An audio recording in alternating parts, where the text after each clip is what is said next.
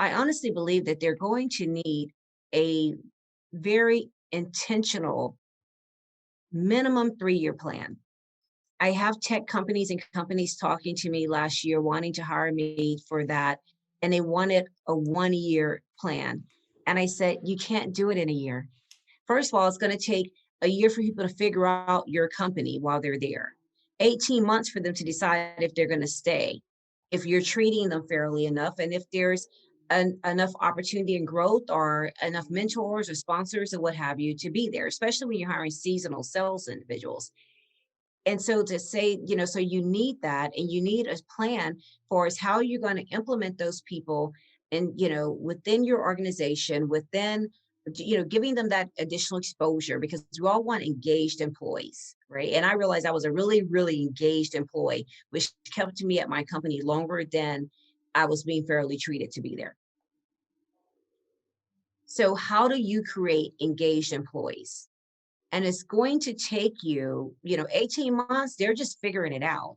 It's going to take that additional, 18 months for you to get them involved in different things and to highlight them and find out where they're going and continue with those touch points.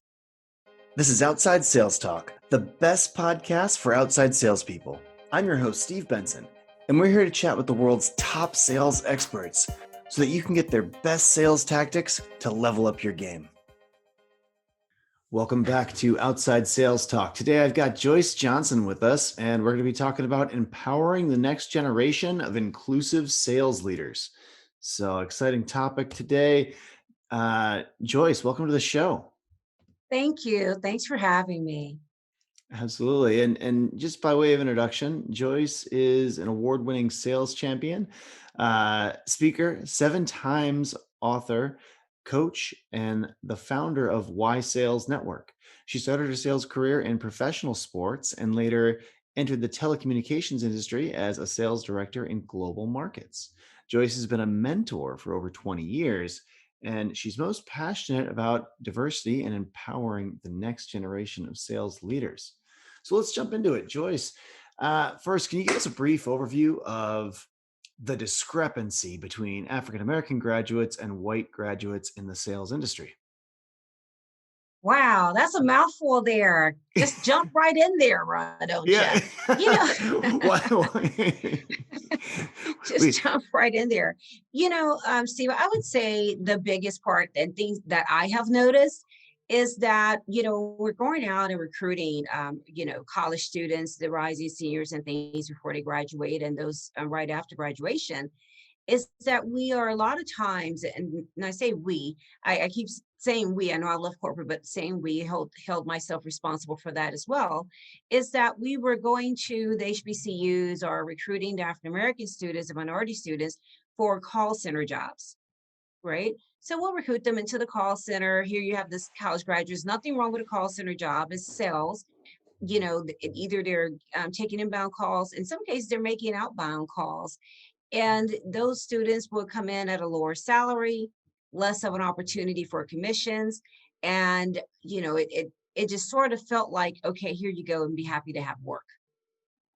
And So, then we would go to the other schools, the predominantly white institutions, and we get calls from leaders with their friends, kids, and things of that nature.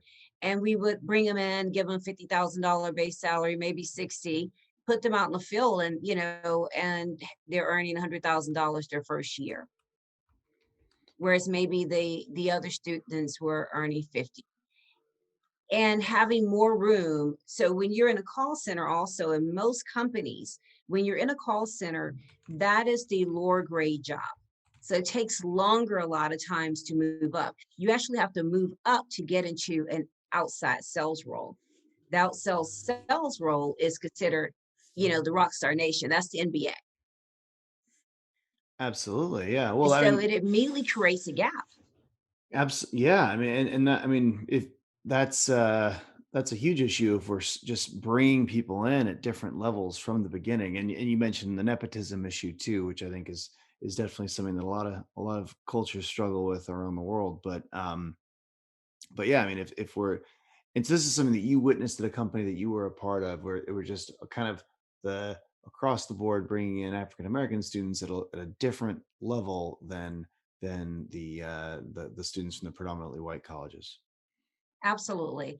And so when we did have the African American students, we may bring in, a handful of them, my a big part of my role in the African American business resource groups, the women's resource groups, is to make sure we're providing mentorship for them and helping them to make sure that they're getting those additives of trainings and things that they need. I had a 1 year I actually had two young ladies I was mentoring, one out of Miami that ended up moving to the Houston market because her job was going away, and I was like, look, you can live anywhere for 2 years.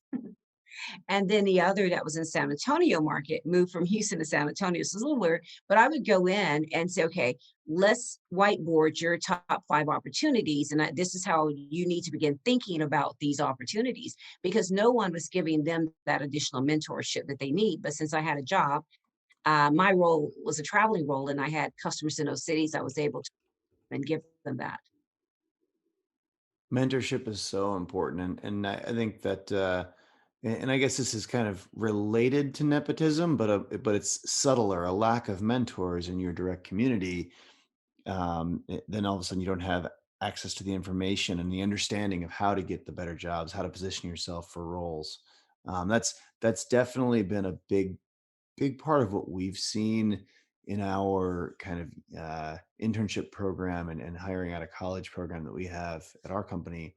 um, Kids from like more expensive private schools have a way better understanding of kind of how to get jobs, and kind of they understand the process better, probably because their parents have, kind of corporate jobs of that nature. Whereas um, kids from some other schools might not have the same understanding of how to position yourself and how to go through the process successfully. So that Right. And mentorship's so I had to important. figure it out.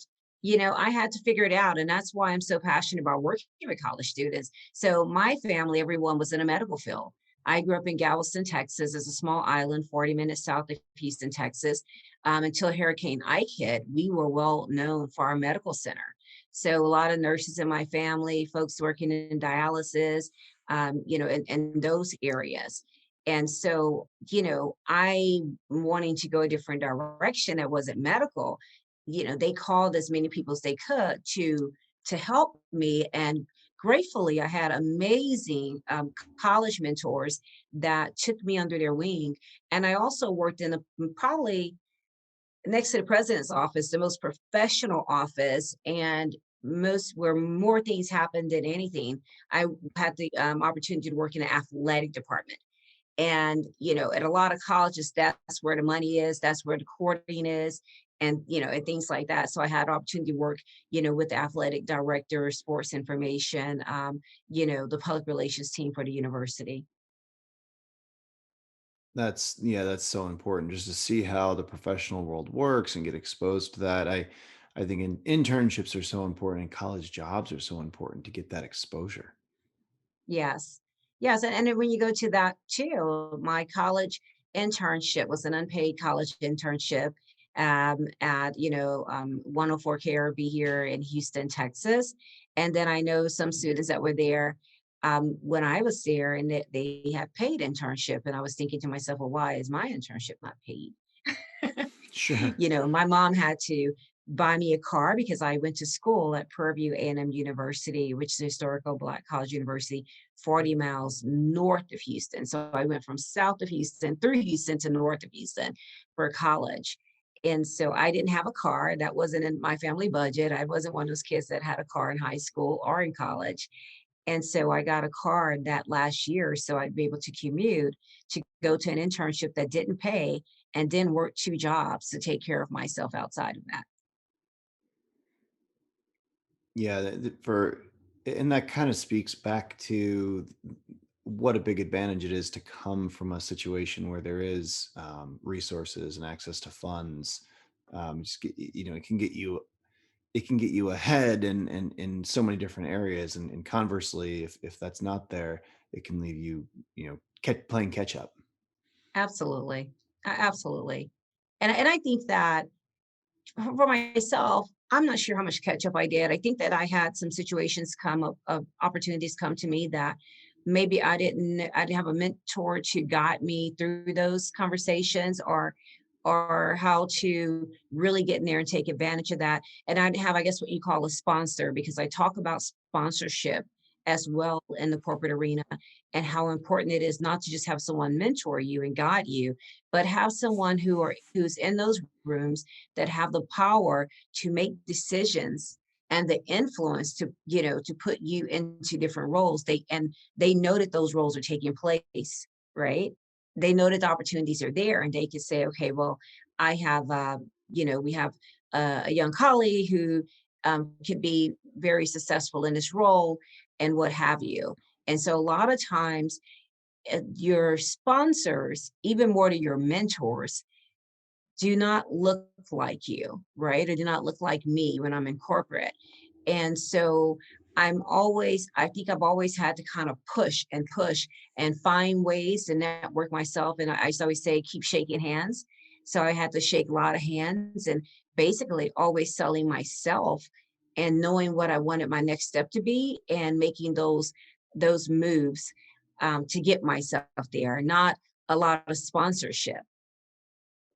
And I'd love to hear more about your experiences that you had entering a sales team as a woman of color, because I think that's an important thing for a lot of our listeners to kind of develop more empathy around. Um, the negative experiences, the potentially positive experiences, and anything that you could share with us about what that was like. Yeah. And I can share something with you on it, and then also something real time I'm thinking about now. So you see me today, I have my hair in what we call, African Americans call this twist. And so I've been having some hair problems. Women, a lot of women have hair problems. They always, relate hair problems and balding or what have you to men, but women have it too. And so, but one of the things in corporate, I never felt it was safe or acceptable for me to wear my hair like this. I just wouldn't have done it, right? This has been, last 6 months entrepreneurship and just needing to give my rest so that hopefully it'll grow out. And I can remember one time, having a customer in the oil and gas industry, and him being very challenging to work with. And so for me, I always think if I can get in front of a customer, I got him, right? So he was out of town. He was in Tyler, Texas. And so I said, I'm just going to go there. And I flew into Dallas, had some meetings, rented a car, to go to Louisiana, stop in Tyler on my way. And I went to his office, and I saw this old, they was kind of like very rude getting me around campus. Like it was like a little military base. And it's like, that they, use as their headquarters. Like, figure it out, just get here. This is where I'm going to be. And I'm like, oh my gosh. And then it starts raining, and no one's directing me, but I got there early, as I always did, to make it happen. And I got in front of his office, and I saw the wood paneling and a very old school, and how everyone was treating me. Receptions wouldn't shake my hand and things of that nature. And I said, okay, I get it. I grew up in the South. I get it. And I, by nature, always say yes, sir, no, sir, anyway. But I really felt I had to like really tone myself down a lot that day. And my hair was in this little afro because I was having these hair problems. And my aunt said, it's just hair. And she started cutting it all off. And I was in a panic zone, like, oh my gosh. So he continued, we did have a better relationship after we met, and I kind of understood him and his old school way, and how he related. His being in his office told me everything about him, right? And so I went when my hair grew a little bit more. I was like, I feel so uncomfortable. I feel like I'm being judged, and people are making snide remarks to me and things. So I go to meet with him. I go and I get my hair weaved. Go get some hair weave. You hear women say that. Got some hair weave my head. And I go into the office to meet with him, and he says, "Oh my goodness, finally you got some hair." Oh, wow. Yeah. Yeah, And I think that is an area that is poorly understood by many people, and we could all use a little education on it. yeah, He said, finally, you got some hair. And so then I said, yeah. I said, you want some? They could have some for you too, because he was a bald guy. And I could have gotten fired, but he fell out laughing, just like you're laughing. And I started laughing, and it was icebreaker for us. It changed the game for us. We all So have our it hair challenges, right? I mean, right. So it changed the game for us. And then I explained to him after that the reason I had to cut my hair was because I was having problems with my hair and I needed to do that or whatever. And so he became empathetic to that because Mhm, he was like, oh wow, I didn't realize that. And I'm like, yeah, thinking to myself, just like you, why you had to cut yours off. mhm. But a lot of, just many challenges being that only woman in a room. I joked with you earlier about my red lipstick. I began to wear the red lipstick years ago because I read, or I was listening to something on Lucille Ball's that I actually wasn't reading it. And it said how although she was in charge of her company, her shows, and her business, that she had to be, a little dainty in a room with all the men. So she wore her red lipstick so they wouldn't be as offended. So I'm like, oh my gosh, that works. I had worn like, just nude browns and things like that before. I immediately went out and purchased like three, four different red lipsticks until I got the one that worked for me. And I have been wearing, and people think that red is my favorite color or something. It's a brand. And yes, I love it now, and I love the red lipstick on me, but I was so uncomfortable wearing red lipstick before. I was like, how inappropriate to wear red lipstick in corporate. But then, hey, it worked. Interesting. And what do you think that so I guess a big part of the point here is that like there's all these pressures and things that women and especially women of color have to deal with in these environments. What should what should people in positions of power or who are already a part of these teams and leadership roles or even as members of these teams, what what could they do to make make it easier to enter a team, make it easier for women of color to enter their teams and to be successful. Just open up the door to treat everyone equal, right? Equality, because we are talented, we are smart, we are sharp, we are hardworking. Everyone says that, right? And so just open it up. There may be a position that I've wanted and I earned and I have the background, I have the training and what have you.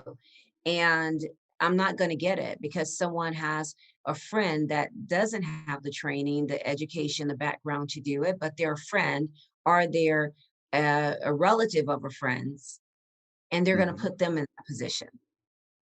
Right. So be more mindful of that, right? Be more mindful. And honestly, some people just don't want to do it.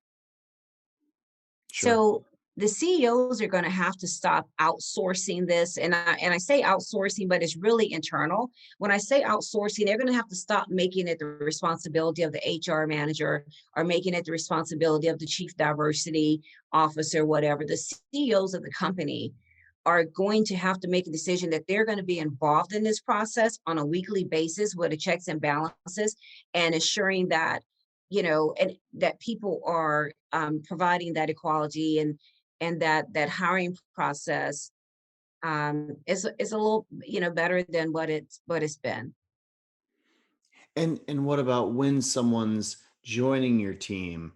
What do you think would be helpful for you if you think back to when you were joining a team that was predominantly male or predominantly white? What what would be helpful to you that those team members could have done or the leadership of that team could have done to smooth that experience for you and make it work better? I would say maybe have assigned me, you have a mentor on your team you get assigned to. That's normally not in your corner. I wrote it, my book, I think this last book, No Back Doors for Me, like never trust your assigned mentor.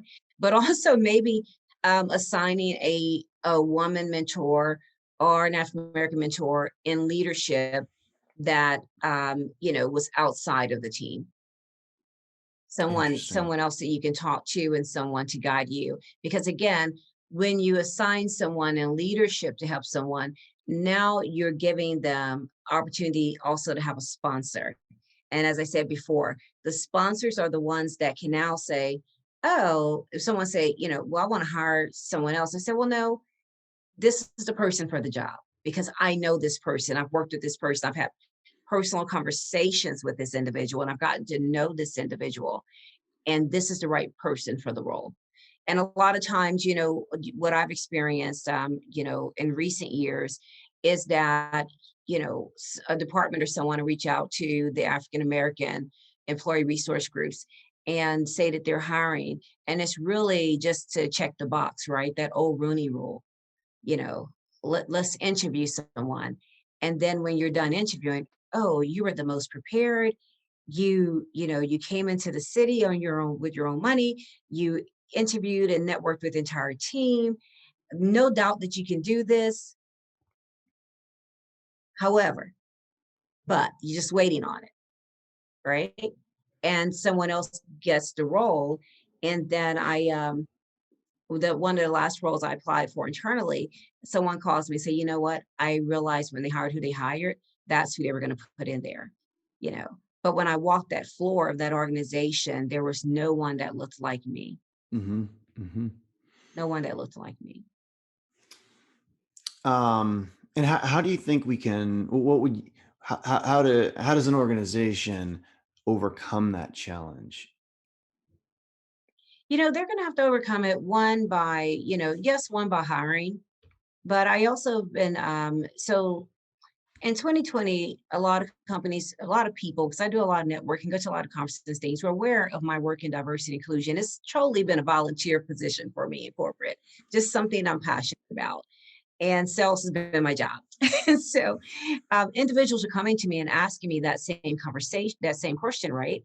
And so I registered for the diversity and inclusion course over at Cornell University because I said I needed to really get the foundational piece of it. I had always led, by my heart and common sense.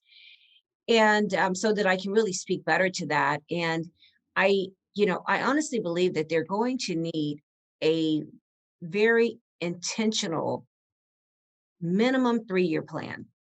I have tech companies and companies talking to me last year wanting to hire me for that, and they wanted a 1-year plan. And I said, you can't do it in a year. First of all, it's going to take a year for people to figure out your company while they're there, 18 months for them to decide if they're going to stay, if you're treating them fairly enough, and if there's enough opportunity and growth or enough mentors or sponsors or what have you to be there, especially when you're hiring seasonal sales individuals. And so to say, so you need that and you need a plan for is how you're going to implement those people and, within your organization, within, giving them that additional exposure because we all want engaged employees, right? And I realized I was a really, really engaged employee, which kept me at my company longer than I was being fairly treated to be there. So how do you create engaged employees? And it's going to take you, 18 months, they're just figuring it out. It's going to take that additional, 18 months for you to get them involved in different things and to highlight them and find out where they're going and continue with those touch points. And maybe even like when they have college students go, they have programs, they hire college students and you work in finance, you work in sales, you work here, you sort of do a 6-month, 3-month tour in different departments. I think that there needs to be some type of opportunity for that as well. And now that's harder when you're hiring salespeople, because they need to sell. But with people coming in other roles, that cross training, even if even if it's for a day a month, 2 days a month, to be able to get that and it gets exposure to different roles, different company leaders, and different programs that the company offer. But we're not going to do it in a year. It's not going to happen in a year. Yeah, it takes time. It Well, takes time. If it was that easy, we wouldn't be dealing with it now. It's yeah. not that easy. Well, and yeah, it takes decades, right? The let's talk about why should a company care? Why is it important to have a diverse sales team? Why is inclusive corporate culture important? I think you need to look like your customer, right? So, of course, I've gone into rooms, like I said, in oil and gas, and I'm the only person sitting there. And that's a big part of that culture. But I've also worked in the public sector, and I've gone into customers in the public sector at top universities. And when we go, or school districts, I mean, Houston ISD, Independent School District that I support, they're the fourth largest school district in the country.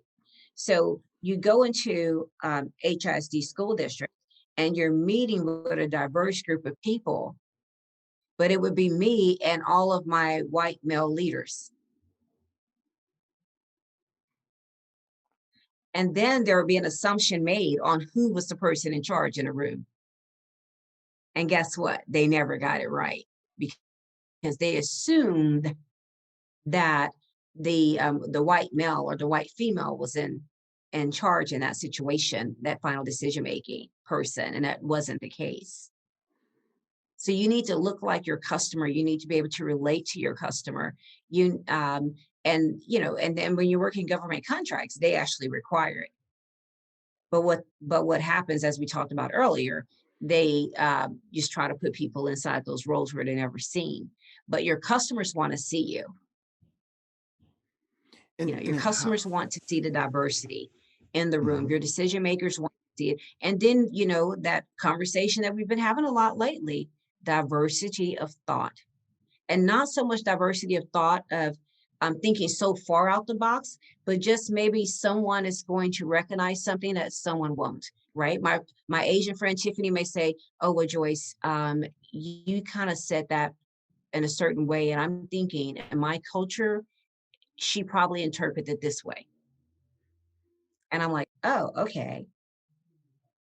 Yeah, well, I think being able to understand the cultural nuances and everyone in the room is so important. How else can a sales team and a business leverage the advantages that they get from having diversity amongst their ranks? Absolutely. And another thing we make assumptions on is just because you're in a room, um, you know, and there's no diversity in the room, doesn't mean that those people don't have diversity at home.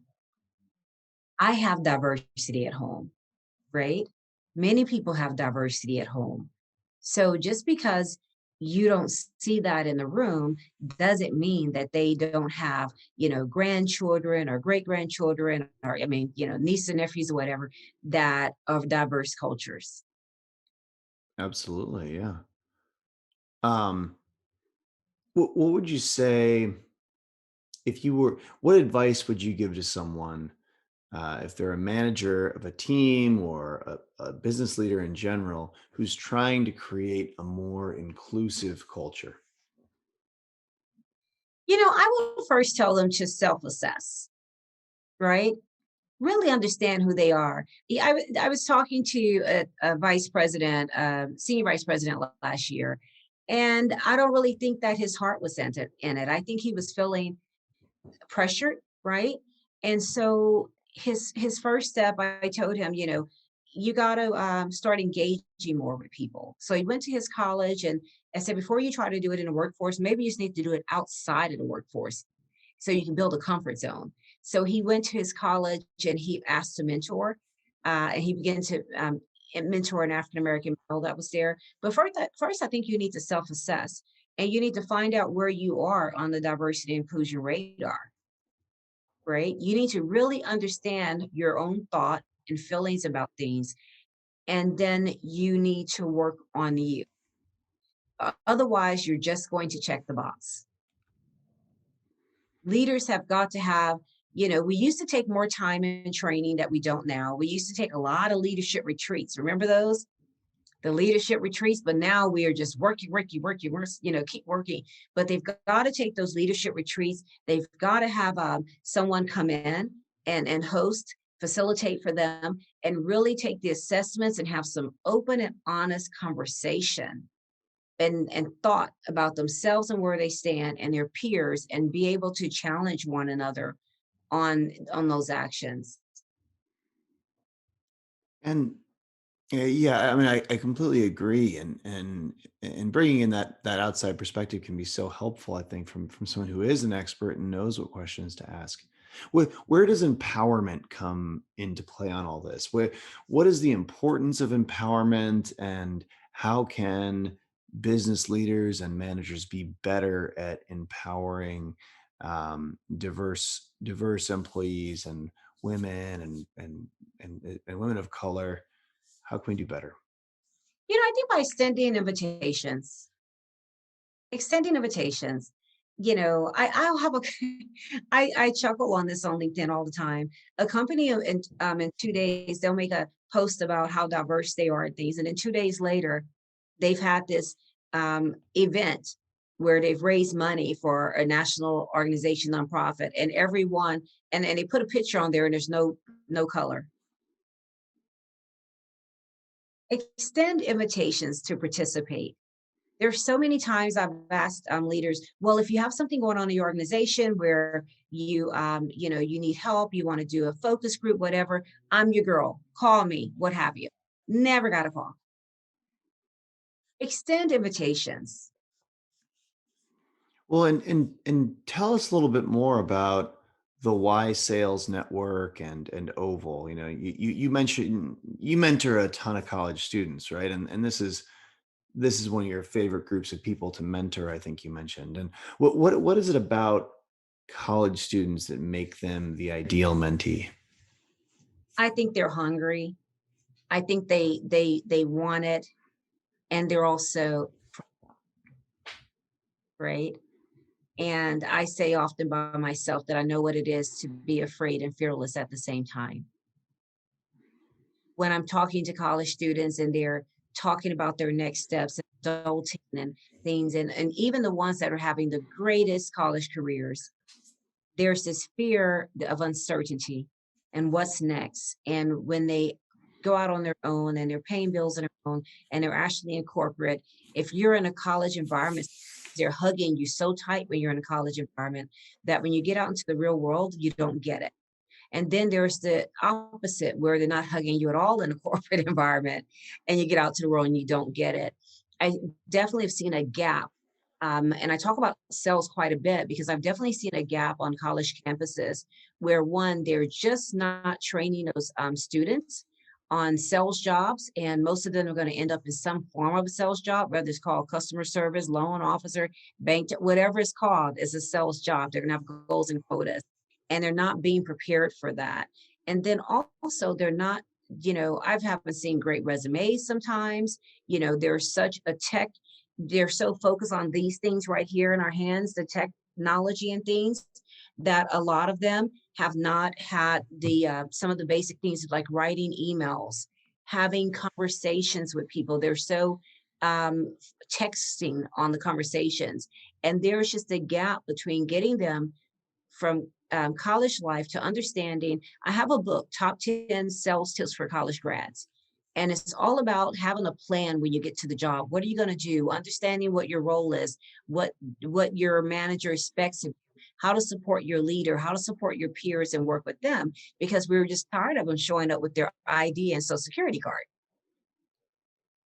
But they don't know if we don't train them for that. So Y Sales Network is a company that I started where we're doing just that. We're providing different training programs and webinars, conferences, podcasts to train not just the college students, but the newly college grads and those that are trying to hone in on their profession. Help them understand, here's some sales tips for you. Here's some strategies for you. Here's how you can connect to people and be able to move your career. And the goal is to get them where they want to be. As you said, I call them the next generation of leaders. And we have to prepare them because they are the next generation of leaders. Yeah, well, one thing that I've done historically, which has been helpful, I think, is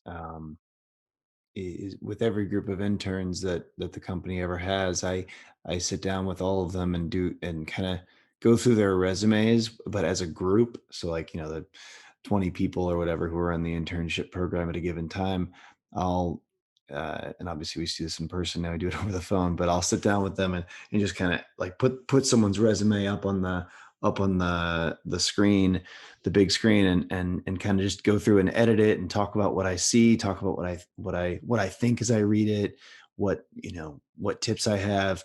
And by going through like 10 of the resumes as a group, I think it kind of helps them see things through the employer's eyes, which I don't think schools have taught them to do. It hasn't taught them to No. see things through And that. absolutely, that's wonderful that you do that. It's really they all it gets good reviews, that class. Yes. I had one time I had an interview where everyone who was applying for the job was being interviewed at the same time by this panel.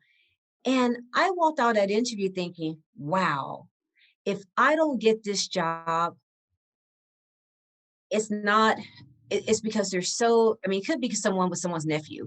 But if I don't get this job in most cases, because this is a talented room full of people, and whoever gets it, hats off to them. Because you're seeing everyone's resume. Mhm. I got the job though. Nice. Well, But I that thought that was the most interesting interview process, and I mhm. really enjoyed it.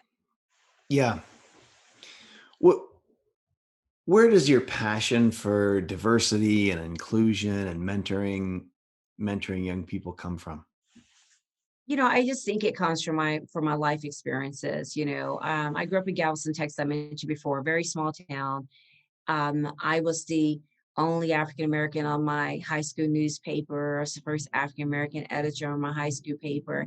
I have said lately, jokingly but true, that I was that girl on the football field taking pictures and writing articles about. I was like, I possibly was the first woman anchor on the football field covering a game. It's possible. So, and I've just had so many challenges and experiences of my own. I've just had so many. And I consider myself maybe in some cases a little stronger than most. And in some cases, just having a really great support system in my family that helped me get through. And I've seen other people that didn't have it and they were broken. They were broken. And some of them, I've seen people thrive and go out on their own and build companies and have success, but I've seen a lot of people that were broken. And when I look at my high school memory book, it says that I want to be successful without being a stumbling stone for others. And so I don't want to be the stone that makes them stumble. I want to be the stone where they can put their foot on it and lift up. I just, from my own experiences, I don't want anyone else to have to experience it. I don't want my nieces to have to experience it. And I have a 25-year-old niece that dealt with some things last year. And so I was, in the background helping her write those emails and respond and things of that nature. And it broke my heart because now it's just not me, it's my baby. Well, the next section of the discussion today is called Sales in 60 Seconds. It's quick Mm. questions, quick answers. So, first question, what's the number one tip that you give to all your mentees? Close it. Ask for the business, ask for the job, ask for the interview, ask. Don't assume, ask. Get a yes. Get a yes or a no, but Close get it. an Get a answer, yes or a get an no. answer, get an But answer. don't get an answer, I right? love Get it. it, get an answer. Mr. Customer, what is it? Or the interview process, what is it about, you learned about me in this interview that makes you feel that I'm a great fit for your team and organization? And recap what they said, and with that said, would you hire me? Now, as a woman of color entering the mostly white and male dominated field of sales, what advice would you give to your younger self? That it's not me, it's them. It's not me, it's them, and it's their perception of me. My aunt told me one year I experienced something and I was just crying. I was so upset. I was nearly having, I think, an anxiety attack. And she said, and I said, he just talked to me, said, you kept saying you people because you people. And she said, next time someone says that to you, tell them you don't represent all Black people and all Black people don't represent you. Yeah. And And that, yeah, that's great and advice. that, And the people that feel that you do, I mean, it's them, not you, right? yeah, exactly. Well, what are some barriers that sales teams need to overcome in order to create a more diverse and inclusive culture? They they need to just, I really think this is more about the people who are the decision makers, and their levels. And again, they need to ask themselves, why not? Why not hire this person? Why not interview this person? They need to ask themselves the hard questions, why not? And they need to make a decision to do the right thing.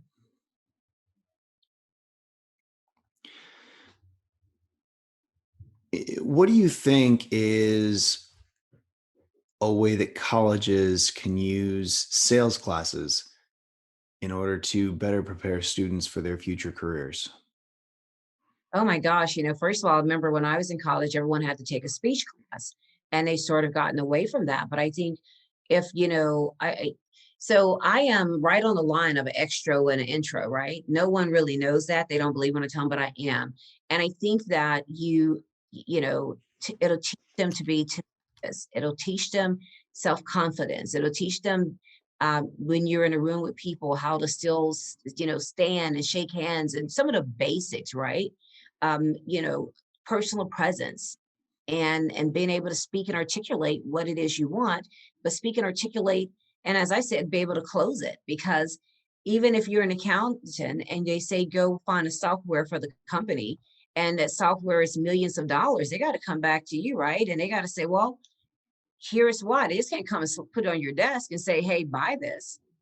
You have to go and sell it to the organization. And I think that that's so important. And I've met with so many engineers and people in accounting and in different areas of the business that are afraid to speak and communicate. And I really, and sales and a sales program would help with that. Absolutely. As an actionable takeaway, if you could get the salespeople and sales managers listening today to do one thing to contribute towards a more diverse and inclusive culture on their sales teams, what would that thing be? I would tell them, I love to bring people together and feed them. People are happy when you feed them. Everything's happy in the world then. So, and like I said, I'm a big, I'm really big on bringing in outside people to facilitate and things and to be able to have those meetings, individuals and together. I think for the leaders, and this takes a big person with some big shoes or underwear on to deal with this, but be able to really listen, allow your team to be open and honest as possible with that facilitator. And then when that facilitator gives you that feedback, don't try to figure out who said it. Don't try to use it against them. Just take it and take your own self assessment and understand why, why this is happening on your team. And also, great, in within that group that's been facilitated, 'cause most of them, when they facilitate those groups, they ask everyone, what can make the team better, right? If we did more of this and if we don't do that, right? And, just do that as a team and don't take an hour to do it. Take a day. Take a day, have some team building activities, some trust activities working. Find a book that everyone can read and relate to. I love the book Five Dysfunctions of a Team.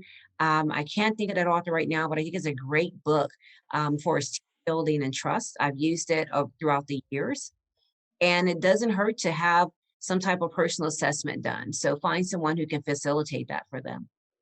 Yeah, Patrick Lencioni, I think, wrote that. Oh, yeah, yeah. I love that book. Five Dysfunctions of a Team. I really love that book. Yeah.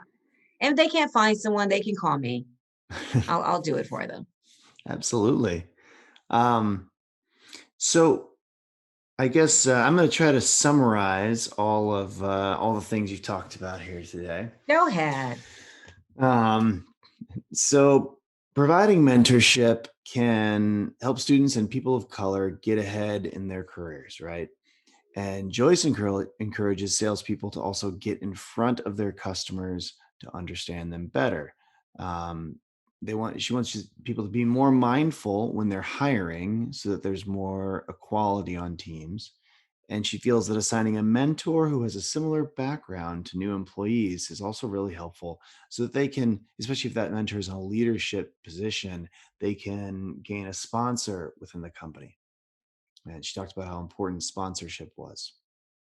You want to create a 3-year plan for each employee that comes in, and that'll really by focusing on the long term, that'll help you build a diverse team and get people successful over the long term, and really create engaged employees and do better at hiring and retaining women and people of color.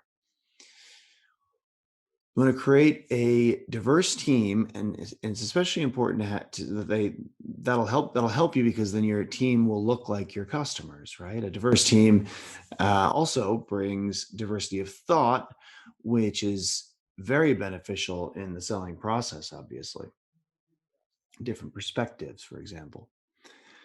Um, you want to create a diverse company culture by first assessing where your company on the diversity and or where your company falls on the diversity and inclusion kind of spectrum. And leaders need to ensure that they're actually open to diversity, and kind of do that introspection.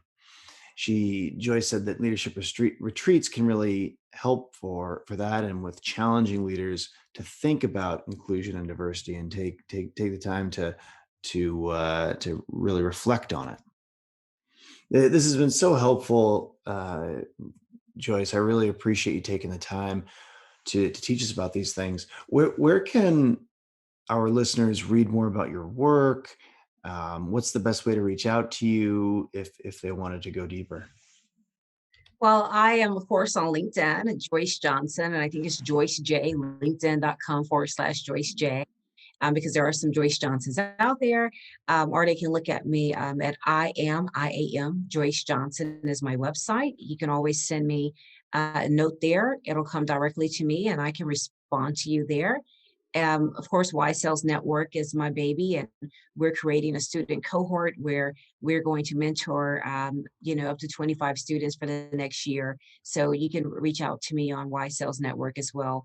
All of my social platforms is I am Joyce Johnson, I am Joyce Johnson, Facebook, Instagram, Clubhouse, YouTube, and Twitter at I am Joyce Johnson. Fantastic.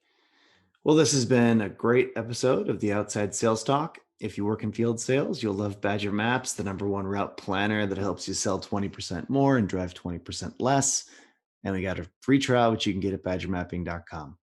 If anyone can think of people that would benefit from learning the things that Joyce has taught us about today, then definitely share the love and forward this on to them. Joyce, I really appreciate you coming on the show, and take care. Thank you. Thanks for having me. Yeah, this has Great been conversation, fantastic. great topic. Had a great time. Yeah, this is fantastic. So, well, take care until next time, everybody.